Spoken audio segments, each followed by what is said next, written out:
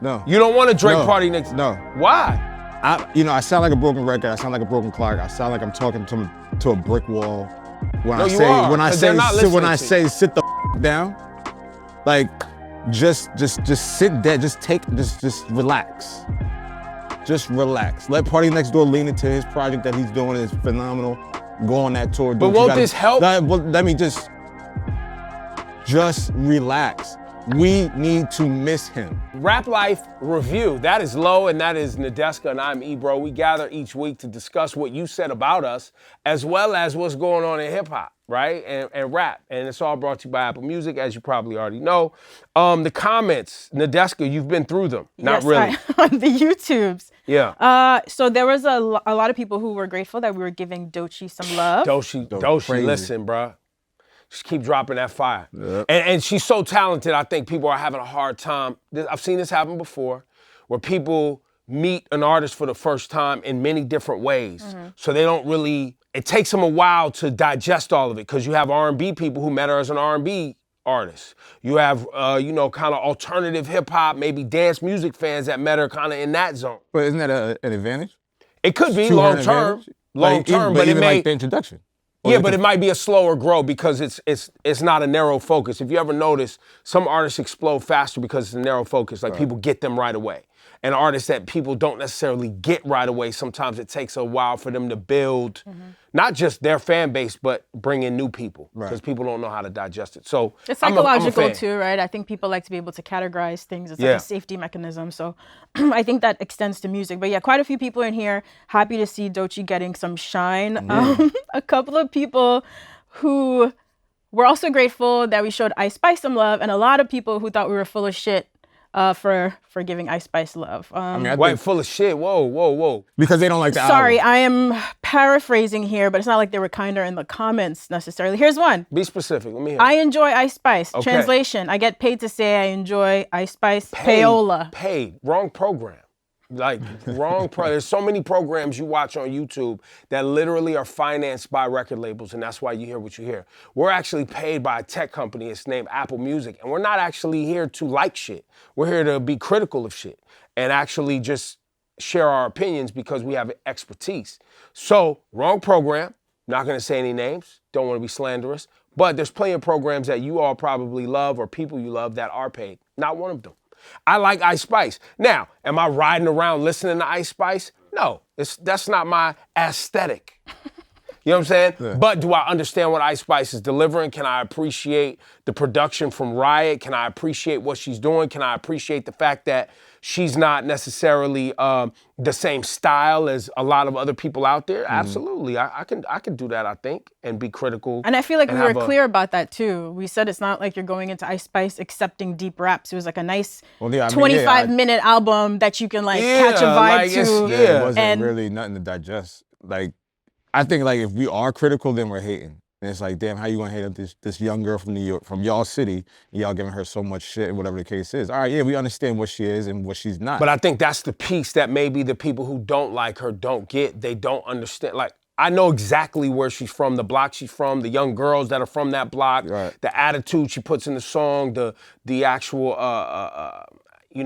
the way she speaks, the slang she uses, the dress she's doing, the hairstyle. Yeah. Like, we know that culturally. We're very close to it because we live in New York. So we get it. Right. There's probably people who just don't get it. Well, I want to give a shout out to Ginger Z 2202. She got both of them. She said, thank y'all for noticing Doechii. She's amazing. Also, Ebro for saying you like Ice Spice and Y2K. Takes a real man to notice and speak on the production. Sick for lifting up female rappers. So she understands that you can like Doechii and appreciate what she brings, and also you could vibe to an Ice Spice album and it's okay. The rest of y'all just like a lot of drama, bro. Sheesh. Well, I think, that's another thing. That's what we do too, though, so it's perfect. All right. The engagement is great. We appreciate y'all for, disliking, liking, commenting. It's all good. It does, that actually keeps us doing this program. So in many ways, your engagement and your hate pays us. Yeah, pays the bills. Pays so y'all paying us. Yeah, facts. Thank you, pretty much. But yeah, to have a Doechii, to have a Ice Spice, to have a Lotto, to have a Glorilla, to have a Megan Thee Stallion all at the same time, right? And still have the legacy of a Nicki Minaj, right? Who actually probably I guess, ushered in a lot of what we're seeing today. Like if you look at the timeline of things, to have a Sexy Red, right? You're talking about different styles of rapping. Now, I could debate the topicality. A lot of it is too similar, right? Like there's not a lot of people digging into different topics. And you got Rhapsody. Oh, shout out to Rhapsody as well. So at this time, I think there's a lot of diversity. Someone said something really interesting to me on my IG. They were like, oh, if you're outside, you can see that the rap female thing is dying out. I'm like, brother, like if you've been outside, like it's just starting. I'm not seeing that. Like it's really, really just starting. Any party you go to, any lounge you're in, any club you go to, like it's a majority of those records are female records. And they ring the fuck off. It must have been a dude you was talking to. Yeah. I think dudes, I think there's a lot of dudes in hip hop that are, and it's kind of indicative of the place we are in society as in general. A lot of dudes somehow feel like the impact of women is somehow threatening or, off-putting for them. And that's your insecurity. I think for someone to say, I'll be honest, I don't want to see the female thing in hip hop die off. Nah, hell no. I think the dominance of hip hop has always depended on us or men. Well, no, a coalition of women and men loving the music at the same time, right? That's why a Drake is so big. Drake isn't big because of male fans. Drake is as big as he is because women love Drake too. It's a fact. The 90s, the shit we love about the 90s of Lil' Kim and Missy Elliott and Foxy Brown and all that shit about the 90s was because women liked that shit too. And also they liked Hove and Outkast. And Big and DMX, Pac. There was a place for it. Women loved Pac. Yes. Dudes loved Pac. So you have a hip hop kind of ecosystem that's one dimensional and it's only talking to the dudes or only from a masculine perspective. The culture's not as dominant. Period, end of discussion. Now it's shifted.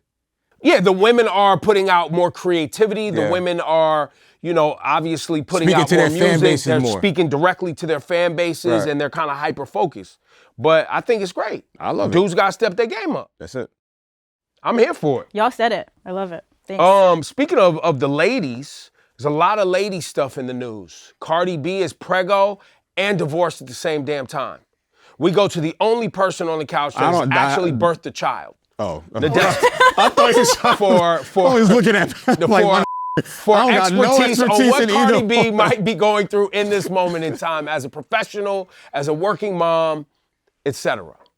Listen, so a couple weeks ago on this program, we sat here and speculated for 5 to 10 minutes about this Cardi album that we all want so desperately. Okay. What's the holdup? Is it the music? Is she worried about this? Is it family? Has she been going through a lot? And I feel like this news gave us a lot of the answers that we were looking for. Clearly, she's dealing with a lot behind the scenes. Like, she's pregnant with her 3rd child, which means she also has 2 kids at home she has to take care of. That's a lot of kids to take care of. And she wants primary custody. Let me tell you. And yeah, going through a divorce. I've never been through a divorce, but I have been through breakups like most of us have. It's difficult. And especially when you're married to someone who's also very famous and like people love using your relationship for headlines and clickbait. It's really hard. She's going through a lot. So I feel like that answers our question. So we're not going to fall back. We're going to relax and stop bothering you for the album, Cardi. But what I will say. Well, I mean, hold on. Before you go, she did say we're getting the album this year. Well, she did say on that. I think this is a great opportunity because Invasion of Privacy was very personal as an album. Because she's been protecting her relationship, because she's been protecting her privacy, because she's been protecting her children, there's probably music and things she's wanted to say that she probably didn't want to say in an album, about some of the allegations and the things that we've heard that now she gets to say. So now do you think, because this is official, because the album is supposed to be coming before the end of the year, do you think we get an explanation of what they really been going through, her and Offset? I don't know. I don't know to what degree, but there will. I think it. Look, I don't know what their strategy. Well, maybe it's already there. It's already done. And maybe it's already done. But what it does do is kind of take the gloves off. Like now you're not trying to mask the problems. Now you're not trying to mask infidelity and maybe some of these other things that we've been hearing about that maybe led to the divorce, right? So the mask is off and you can put out records that delve into some of the personal pain, which I think is, look, Cardi's had a lot of pop success since Invasion of Privacy and been able to just jump on records saying slick shit and cute shit. But if you go back to Invasion of Privacy, it is very, I mean, she gets into her teeth being fixed and where she stripped at when she was, going to college and dropping out of college and like all of the things that I think people fell in love with. I think this is an opportunity for her to lean back into a more personal album and not just an album filled with club bops and slick talk. And then also not having to respond online. We know she's not necessarily great at holding her tongue. When people try to get in her business, it can be a lot sometimes. So now she doesn't need to do any of that. To your point, she can just put it all in the album, address that on your own terms. So I'm looking forward to it whenever she's ready. I'm done like begging and complaining and all of that drama, That's it. Vultures 2 came out.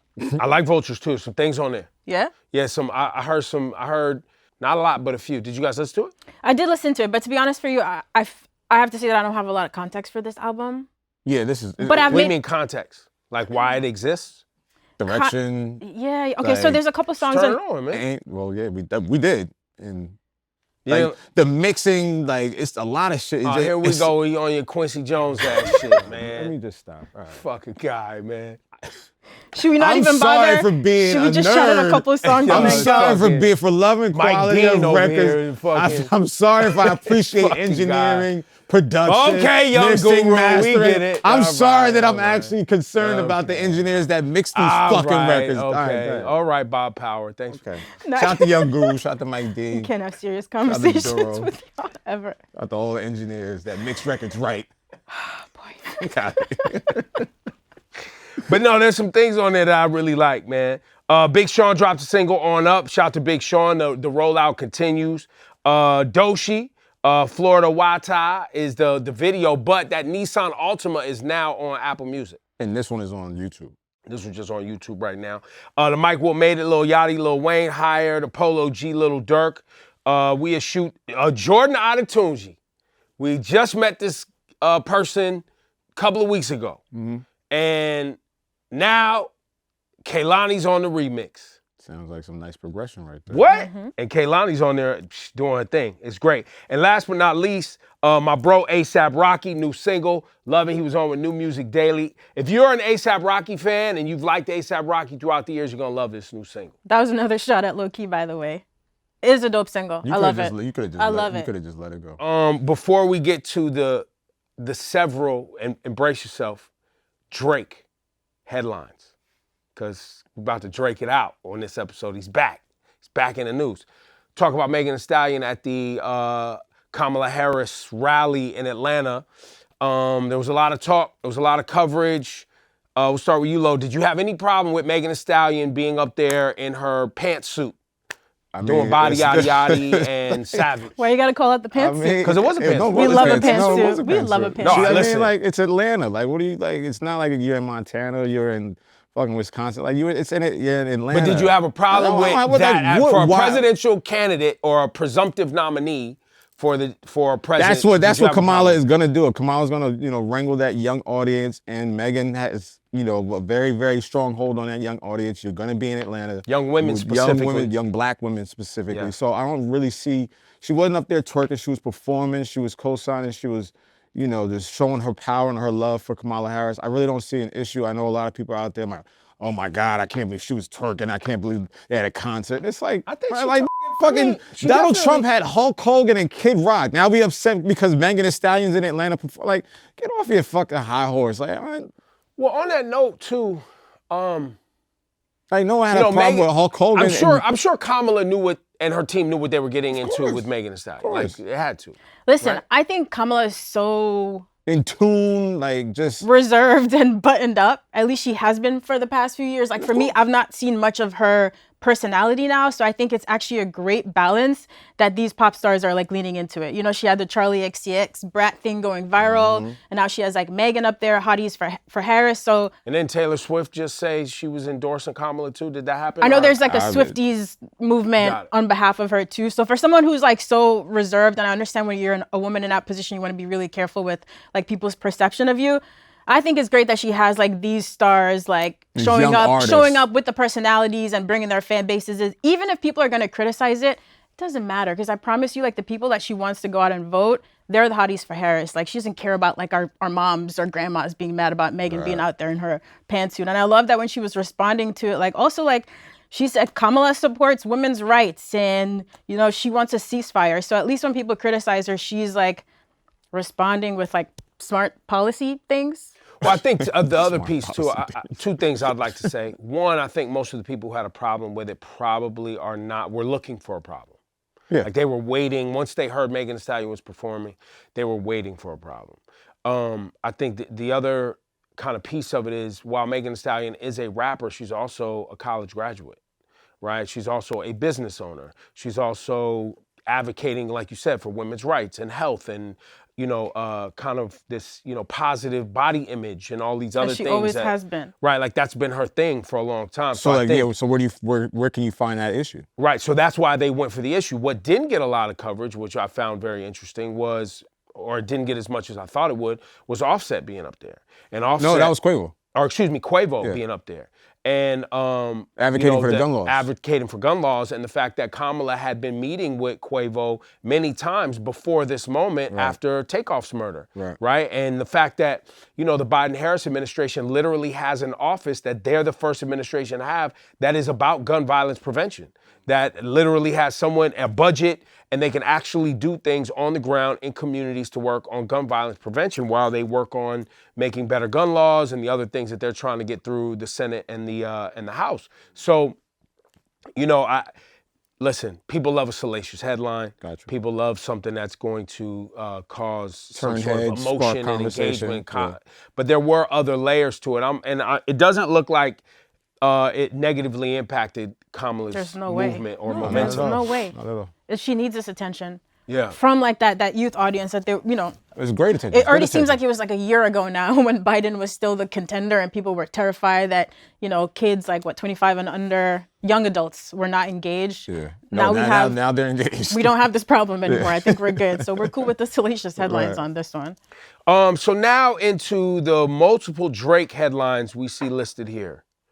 We have Drake announces PARTYNEXTDOOR joint album. Drake held a special R&B only concert in Toronto. He surprised fans with this announcement.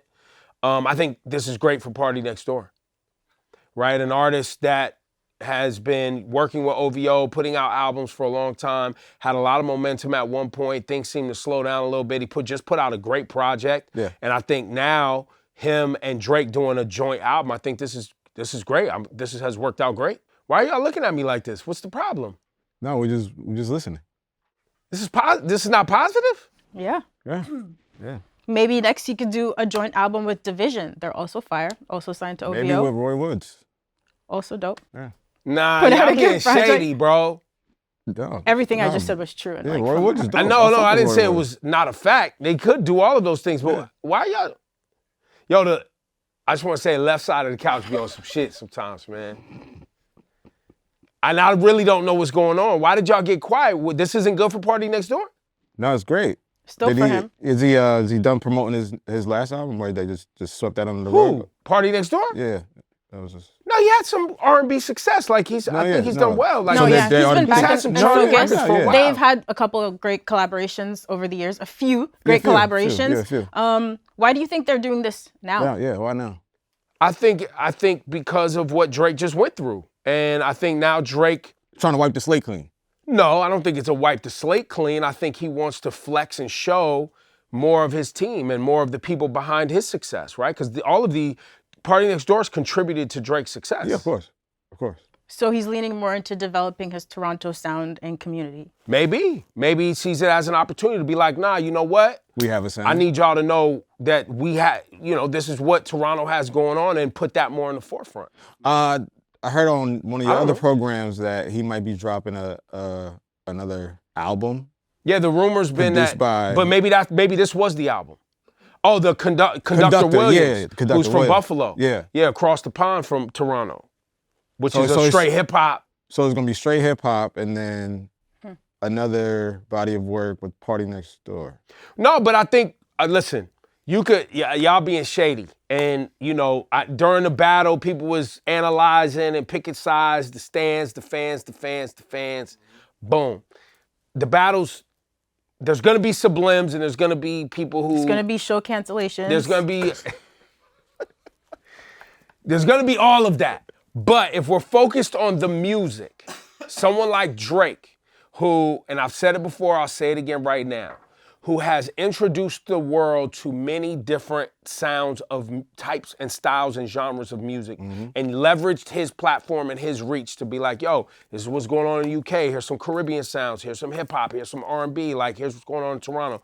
Here's this new artist from Toronto. Whatever the politics are behind that aside. Now you have Drake going, you know what?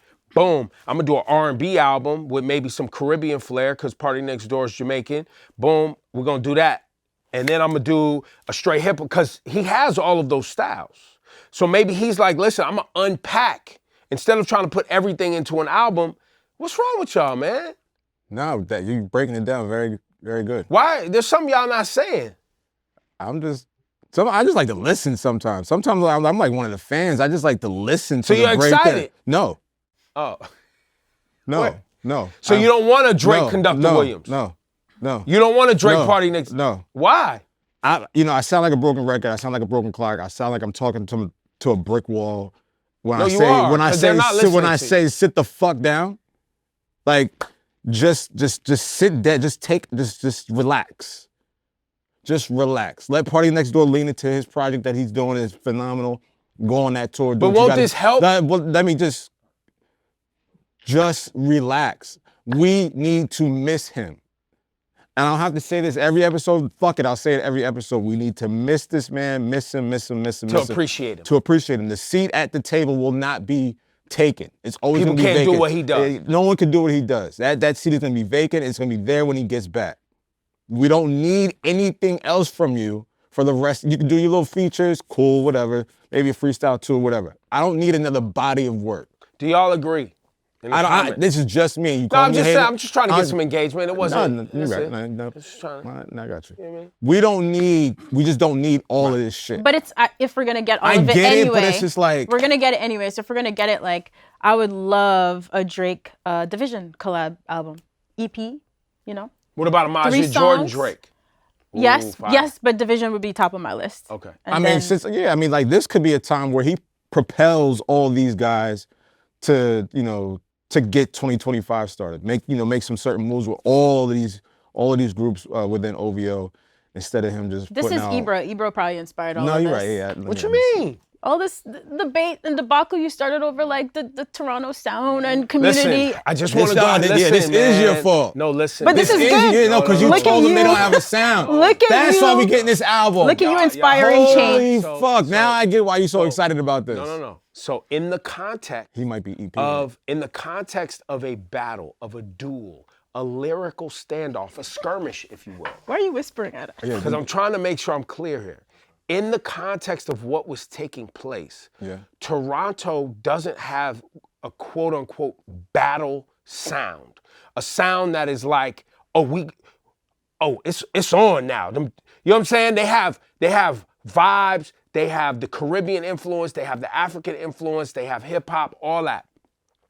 Now, I just said for Drake, what was he gonna pull from that was quintessential Toronto, unequivocal, no questions for a battle?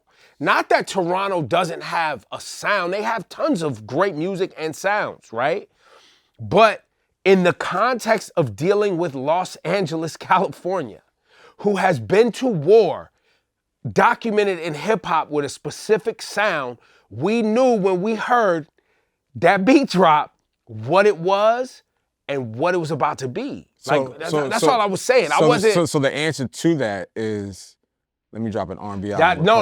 I don't think what I Drake think he is. took a little You guys nugget. are making that up. I think he you took a guys little are saying nugget. this is Drake's answer. This is not about an answer. We know that that's not the answer. But what I did say many weeks ago, however long ago, I said there have been missed opportunities throughout the years for the development of a more robust Toronto sound that isn't about Drake.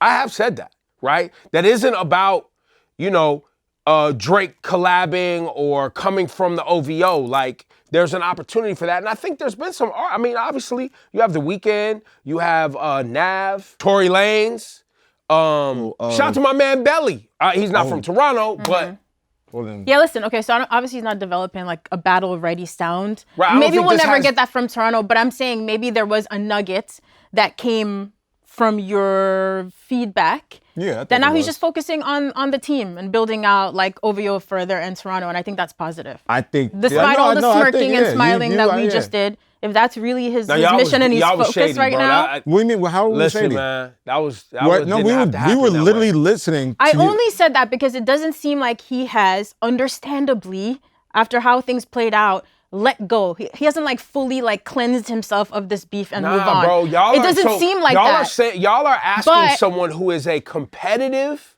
Is he? He's very. But I agree with you that he's competitive, and I think that's why it's confusing to us that such a competitive person, we know that he's competitive, is putting his energy into R&B projects right now. That's And all. hip hop, Conductor Williams. We're hearing Okay, this. fine. It's cool. I go both ways. If we get the Conductor joint and it's full of rap and it's full of just this getting shit off his chest, and all right, I'm here for it. I'm not particularly here for R&B You just don't Drake. expect. I'm not here for R&B Drake. I never have been here for R&B Okay, Drake. so I'm and that's glad you just said that. So you're not even a fan of that anyway. But I've never been the biggest fan. Like when I hear it, oh, okay, cool. All right, whatever. But like I'm not gonna anticipate him and Party Next Door. Like that's my mind is not there. Now they've had in some regards amazing to him. songs together. They do. I know can't they even do. hate. They Like, do. I'm sure it's gonna be what dope. you're saying Yeah. is fine. Yeah. But that's not the shade y'all gave. We didn't. I just Let's be explained. honest. I just gave you the context for And I just gave you my my context. smirk. Just that I know that he's such a competitive person, and he clearly still feels a way about it. Yes. As we've heard about people getting their shows canceled in Toronto, Yes. then it is confusing. Well, and let's just be clear about the shows in Toronto thing. I don't live in Toronto, but I've heard that they got shit going on in the streets too. Yeah. And so A lot of that shit that happened at that his may house, not that wasn't. necessarily be a Drake phone call. That might just be police. Fam, we live in New York City. There's shows that get canceled here all the time because a certain group shows up to do a show and the police are like, Fuck yeah, that. nah. Yeah. We know what's going on here and the show's not happening. That may not have nothing to do with Drake making a The phone call. only caveat to that is because of his involvement with that venue, that specific venue called His Story.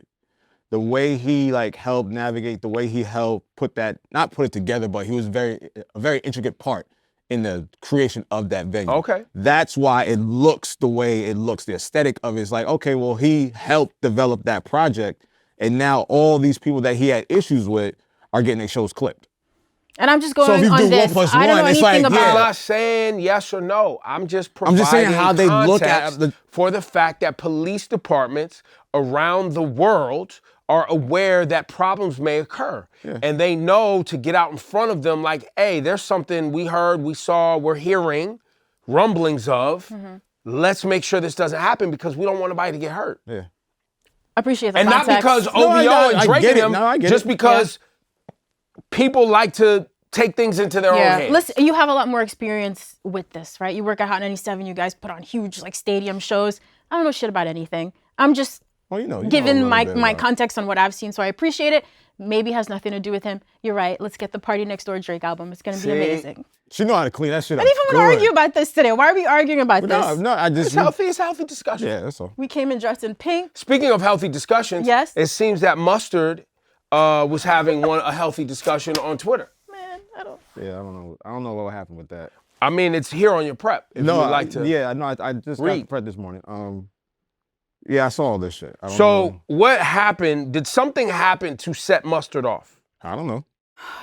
Okay, I'm gonna skim this, and based on the context here, I will tell you that my friend Akademiks really likes sharing first week album numbers, Okay. and maybe that's what happened here. And it seemed to really get under Mustard's skin, and then he responded and started, firing off some tweets Crashed at out, Ak crashed and out in Drake. front of the That's world. Mustard what I crashed out, assumed yes. happened. So you're calling Mustard this a Do crash you read out? the tweets?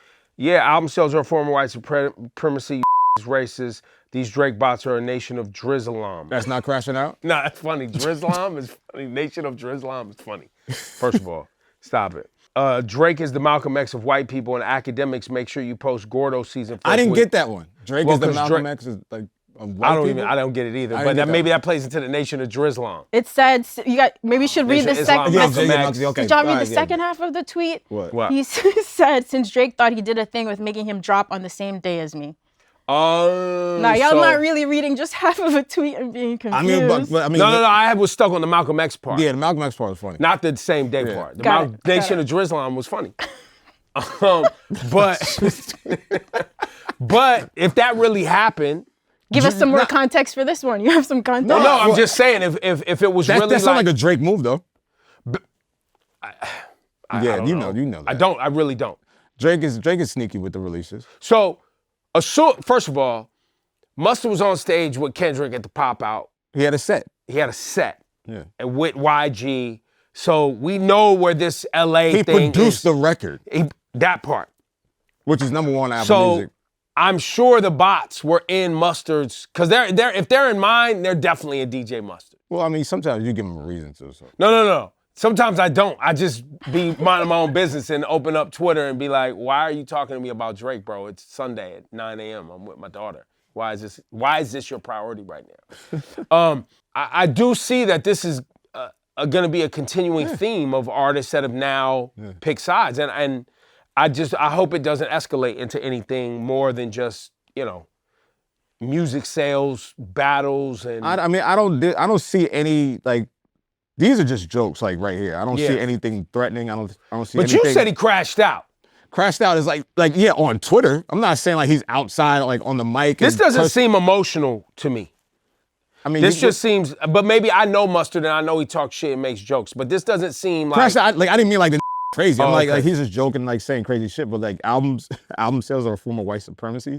Racist. That's crazy. I think either way, people trying to spotlight your album sales to shit on it is. It's not great, but Faith of a Mustard Seed is also just such a great album. Like, just let it live and breathe. And like, if you're watching and you haven't streamed it, go check out the album. You gotta think like Akademiks, like people like that, his crowd, his fan base, they do focus on the first week sales. And I do think they don't understand like what really goes into first week sales. Mustard's album wasn't really pushed like that, but it really didn't need to be because like the whole thing that was going on with Kendrick and Drake, and he thanked Kendrick on the first track of the record. And to be clear, the first week sales discussion in hip hop is a record label, record industry, and specifically a bad boy era thing. Yes, we know. Well, before that, motherfuckers just loved albums. We wasn't, and maybe because there was no social media, you didn't have access to as much data, blah, blah, blah, in the early 90s, whatever.